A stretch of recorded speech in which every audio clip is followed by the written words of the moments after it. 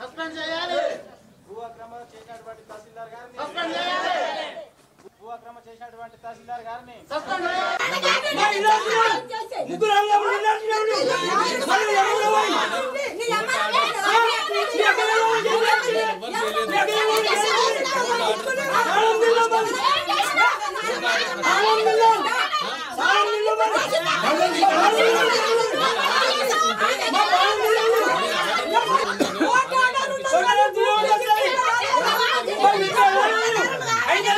మీరు కావలిస్తే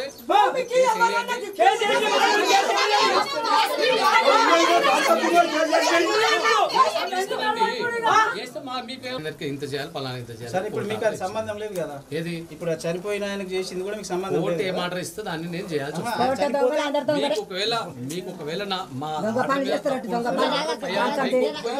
ఆర్డర్ తెచ్చుకుంటే మీ పేరు మీద దాన్ని మళ్ళీ క్యాన్సిల్ చేసి ఎవరు ఉన్నారు వాడు ఎవడు అనే మీరు కోర్టుకి వెళ్ళి వచ్చింది చేసారు. కోర్టుకి ఆర్డర్ వచ్చింది చేసినాము. మీరు దాని మీద అప్పీల్ పోండి. ఒకవేళ తప్పైతే వాళ్ళు అప్పీల్ పోయారు మీ దగ్గర ఇంప్లిమెంట్ చేస్తాం కూడా చేస్తాం. కేసు నంబర్ ఉన్నది అది కూడా నడుస్తుంది.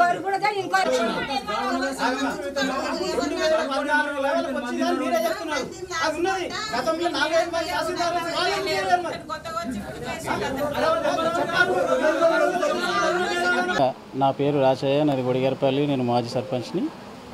అయితే రీసెంట్లీగా మా గ్రామంలో జరుగుతున్నటువంటి విషయం ముఖ్యంగా ఒకటి చెప్తా. ఈరోజు ఈ వచ్చిన బాధితులు వీళ్ళందరూ ఇది ఒకే కుటుంబం. ఈ కుటుంబానికి 2 సర్వే నంబర్ల భూమి ఉంటుంది. ఒకటి 53లో 12 ఎకరాలు, ఒకటి 12లో 9 ఎకరాలు, మొత్తం వీళ్ళకి 19 ఎకరాలు ఉంటుంది. అయితే వీళ్ళకి ఎప్పుడు గతంలో వాళ్ళ చెల్లెలికి కూడా వాళ్ళు ఆమెకు పోవాల్సినటువంటి డబ్బులు కానీ బంగారంతో ఆమెను పెళ్లి చేసి ఇచ్చేసారు. అయితే అవన్నీ అయిపోయిన తర్వాత 30 ఏళ్ళ కింద ఇప్పుడు మళ్ళీ వచ్చేసి వీళ్ళకి తెలియనట్టు కోర్టు కేసు వేస్తే 2009లో, అయితే 14లో జడ్జిమెంట్ వచ్చింది వాళ్ళకి. ఏది ప్రిలిమినరీ జడ్జిమెంట్ అన్నమాట.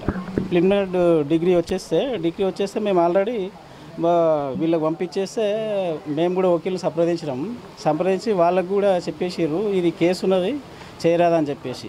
2014 నుంచి ఇప్పటిదాకా వచ్చిన తహసీల్దార్ ఎవరు కూడా దాన్ని ముట్టుకోలేరు. అందుకే ప్రిలిమినరీ డిగ్రీకే ఇది చేయాలని ఎక్కడ లేదు. కాకపోతే ఆమెకు మీ చెల్లెలు కాబట్టి కొంచెం ఆస్తి పోతుందని తప్ప మీరు చేయండి అని ఏ ఎంఆర్ఓకి లేదు. దీనిపైన ఇంకా మరి సార్కి తెలిసి చేసిండా తెలియక చేసిండా ఇంకా ఫైనల్ డిగ్రీ ఉంటుంది. ఫైనల్ డిగ్రీకి ఈయన లేడు. వేయకుండా వీళ్ళ మీద ఉన్నటువంటి భూమి ఒక 3 అన్నదమ్ముల మీద ఉన్నటువంటి భూమిని డైరెక్ట్గా ఆయనకి ఎవరికి సంప్రదించకుండా కనీసం వాళ్ళకి ఇన్ఫర్మేషన్ ఇవ్వకుండా ఆ దొంగచాటున మరి ఏం మాట్లాడుకున్నారో తెలియదు. కానీ క్లియర్గా మాకు ఈ వారం రోజుల కింద తెలిసింది. అయితే ధరణిలో చూస్తే ఆటోమేటిక్ ఒక్కొక్కరి దగ్గర 1 ఎకర్ 30 గుంటలు, 1 ఎకర్ 30 గుంటలు, మొత్తం 5 ఎకరాల 16 గుంటలు ఆల్రెడీ వీళ్ళ చెల్లెల పేరు వెళ్ళిపోయింది. అయితే ఇప్పుడు దీనికి అందులోపల ఒక ఆయన వీళ్ళు 3 అన్నదమ్ములు బాధితులు. ఒక పెద్ద ఆయన మొల్లప్ప, రెండవ ఆయన ఎంకప్ప, మూడవ ఆయన మొగలప్ప. అయితే ఈ మొల్లప్ప అనేట ఆయన 2001లో చనిపోయాడు. అయితే ఆ చనిపోయినప్పుడు వాళ్ళు ఫౌతి చేసుకోవడానికి వెళ్తే ఆల్రెడీ ఈ కేసు ఉంది దానిలో. అప్పుడు స్లాట్ బుక్ కాలే చేయలే, ఆల్రెడీ కేసు ఉంది కదా అని చెప్పేసి. అయితే ఈ సడన్ మనీ వారం రోజుల్లో మరి అది ఎట్లా క్లియర్ చేసిర్రు, అది ఏం చేసిర్రు అనేది ఇక తహసీల్దార్కే తెలుసు. ఆ చచ్చిపోయిన ఆయన మీదకి వెళ్ళి కూడా భూమి ఇట్లా ఈ రకంగా రిజిస్ట్రేషన్ వాళ్ళకి చేయడం అనేది నేను నాకు తెలిసి దాదాపుగా 25 సంవత్సరాల నుంచి నాకు దీని గురించి తెలుసు. కానీ ఇప్పటిదాకా నేను ఎప్పుడు చూడలేదు. మీకు కూడా ఐడియా ఉంటుంది. చనిపోయిన వ్యక్తి ఒకవేళ వ్యక్తి చనిపోతే ఎవరి మీద చేయాలా? వాళ్ళ భార్య పిల్లలకు చేయాలా? అది ఏది తెలియకుండా డైరెక్ట్ చనిపోయిన వ్యక్తి మీదకి వెళ్ళి చేయడం అనేది తహసీల్దార్ మరి ఆయన ఏ విధంగా చేసాడో మాకు తెలియదు. కానీ ఇప్పుడు మాకు తెలిసిన వరకు అయితే ఇదైతే చాలా దుర్మార్గం. మా డిమాండ్ ఒకటే, వెనకానే ఆ రిజిస్ట్రేషన్ క్యాన్సిల్ చేసి వాళ్ళ భూములు యథావిధిగా ఉంటాయి. వాళ్ళ కోర్టు ఫైనల్ డిగ్రీ ఏం చేస్తుందో అప్పుడు ఆ అవకాశం దాకా ఈయన క్లియర్ చేయాలి. లేకపోతే మేమందరం కలిసి పెద్ద ఎత్తున ఈయననే బాధితుడిగా గుర్తించవలసి వస్తుంది. కాబట్టి మరీ ఇంకోసారి చెప్తున్నా, వాళ్ళు చాలా అమాయకులు. వాళ్ళకి అసలు కనీసం మీ ముందు మాట్లాడేటంత శక్తి కూడా లేని అమాయకులు. మరి ఎవడో వచ్చేసి చేయమంటే వాళ్ళ దగ్గర ఏదో పైసలకు ఆశపడో ఇంకో దానికి ఆశపడో చేయడం చాలా దారుణం. అందుకే మీ ద్వారా నేను చెప్తున్నా, ఇప్పుడు రేపు కలెక్టర్ గారికి కూడా నేను మీ ద్వారా చెప్పదలుచుకుంటున్నా ఏంటంటే ఇట్లాంటి ఆఫీసర్స్ ఉంటే ప్రభుత్వానికి కూడా చెడ్డ పేరు వస్తుంది. ఇట్లాంటి మంది ఎంతోమంది బలైపోతున్నారు. వీళ్ళు ప్రాణాలకు ఒకటే మిగిలింది. ఈయన జల్దీ ఒకవేళ యాక్షన్ తీసుకోలేదనుకో వీళ్ళు ఖచ్చితంగా ఎవరో ఒకటి పానం పోతుంది. ఇది పక్కా కన్ఫామ్. ఇప్పుడు గ్రామం గొడిగరపల్లి అంటే మేము 13 గుంటల భూమి అమ్మిన. భూమి అమ్మితే నా దగ్గర ఏం చేసిందంటే మరో గుంటకు 1000 రూపాయలు లెక్క 13,000 తీసుకున్నాడు. అంతే. మాకు న్యాయం జరిపించాలి. అంటే మా అమ్మినాం భూమి అమ్మితే ఎంఆర్ఓ సార్ మా దగ్గర తీసుకున్నాడు 13 గుంటలు పాస్బుక్లు బ్యాంకులు ఉండే 13 పాస్బుక్లు అన్న తీసుకురండి, లేకుంటే నాకు గుంటకు 1000 రూపాయలు ఇచ్చేసేయండి, నేను రిజిస్టర్ చేసిస్తా అని చెప్పేసాను అనమాట. ఏం లేకుండా చేసేస్తాడు అన్నమాట. బుక్ లేనందుకు మా పైసలు ఇచ్చేస్తే చేసిస్తాడు. ఇచ్చేసిన పైసలు ఇచ్చేసిన 13,000 అంతే. శికారి నరసింహులు ఈయన మా గ్రామస్తుడే. ఈయన గత 2 నెలల క్రితం ఆయన సొంత బిడ్డ పెళ్లి కోసం ఒక 13 గుంటలు భూమి అమ్మాడు. ఆ 13 గుంటలు కూడా వాళ్ళ నాన్న పేరు ఉండే. వాళ్ళ నాన్న పేరు బ్యాంకులో లోన్ ఉండే. ఆ లోన్ 2 లక్షలు ఉండే. మాఫీ అవుతాయి కదా అని చెప్పేసి వాళ్ళ నాన్న కట్టలేకపోయాడు.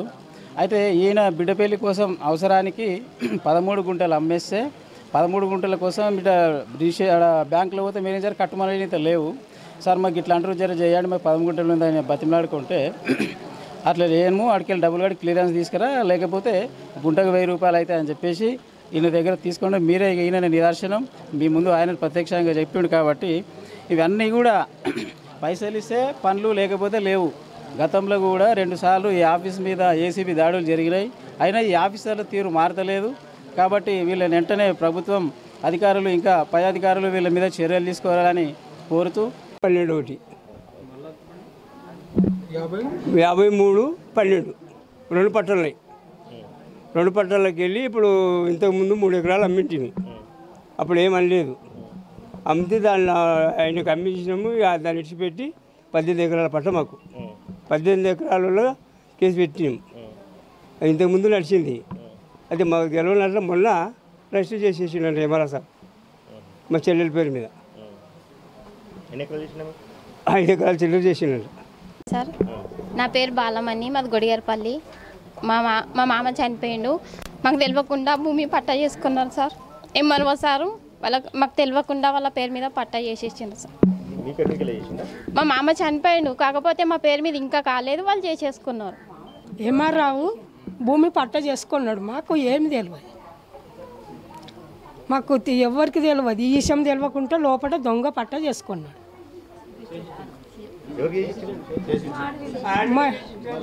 మా ఆడవిళ్ళకి చేసుకున్నాడు. మాకు ఎంత తెలియదు. గొడియార్పల్లి అయితే ఏంటంటే మా దగ్గర 39 సర్వే నంబరు 72 సర్వే నంబర్ లోపల సక్సెషన్ భూమి ఉంది మా పెద్దనాయనది. అయితే 2 సార్లు మేము ఈయన రాకన్నా ముందు ఎంఆర్ఓ సాబ్ రాకన్నా ముందు 2 సార్లు ఆన్లైన్లో అప్లై చేసుకున్నాం. అప్పుడు రిజెక్ట్ చేసారు. ఎందుకు రిజెక్ట్ చేస్తున్నారు అని చెప్పేసి అంటే మాకు తెలియదు, అది పైనుంచి చేస్తున్నారు, మాకు తెలియదు అని చెప్పేసి అంటే ఈయన వచ్చిన తర్వాత కూడా 2 సార్లు చేసాం. ఒక్కసారికి 11,000 రూపాయలు తీసుకుంటున్నారు ఆన్లైన్లో చేస్తుంటే. ఆన్లైన్లో చేస్తుంటే తీసుకున్న తర్వాత కూడా మాకు ఏమవుతుంది, ఎందుకు అవుతుంది, ఏం కారణం చెప్పకుండా రిజెక్ట్ కొట్టేస్తారు మాకు. దాని గురించి ఇందులో ఇంతమంది ఉన్నారు, మొత్తం మీద సక్సెషన్ వాళ్ళు ఇంతమంది ఉన్నారు. ఇంతమంది రిజెక్ట్ కొడుతూనే ఉన్నారు. ఎందుకు కొడుతున్నారో మాకు కూడా కారణం కూడా కావాలి. మళ్ళీ మా భూములు మాకు చేసేటట్టు కూడా ప్రయత్నం ఉండాలి. ఇంకోటి ఏంటంటే ఎందుకు కారణం దేని విషయంలో రిజెక్ట్ చేస్తారు అదన్నా తెలవాలి కదా. మాకు డబ్బులు పోతున్నాయి, భూమి అయితలేదు, మా ప్రాబ్లం అది.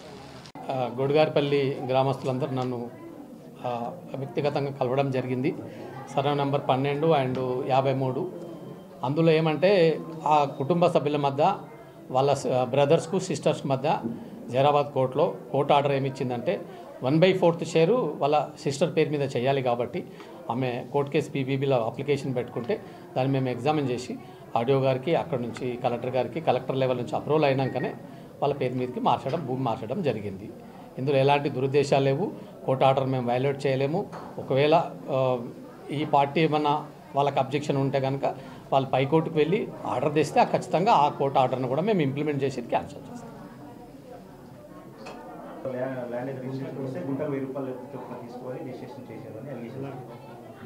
అట్లా ఏమైనా ఉంటే కంప్లైంట్ ఇవ్వమనండి. తీసుకున్నారని వాళ్ళు ఎలిగేషన్ లేదు అలాంటిది ఎవరికి నా దగ్గరికి ఎవరు రాలేరు, అలాంటిది ఏం జరగలేదు. అలాంటిది ఏమైనా జరిగినట్టుంటే మీరు కంప్లైంట్ ఇస్తే నేను ఎంక్వైరీ చేపిస్తాను, అంతేగాని నేను ప్రత్యేకంగా ఎవరిని అట్లాంటిది ఏం జరగలేదు. ఎన్ఓసి తీసుకుంటేనే చేస్తాం. ఎన్ఓసి లేకుంటే ఎన్ఓసి క్లియర్గా బ్యాంక్ లోన్ క్లియర్ అయితే ఏమి ఇస్తాం. అలాగే బ్యాంక్ ఇన్వెస్ట్ లేకుండానే చేశారనేది అలిగేషన్.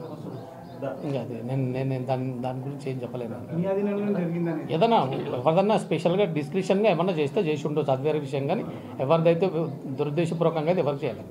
బ్యాంకులో పాస్బుక్లు ఉంటే గుంటకు 1000 రూపాయలు అని చెప్పిండ్రు, సార్ పేరు చెప్పి పైసలు తీసుకున్నది.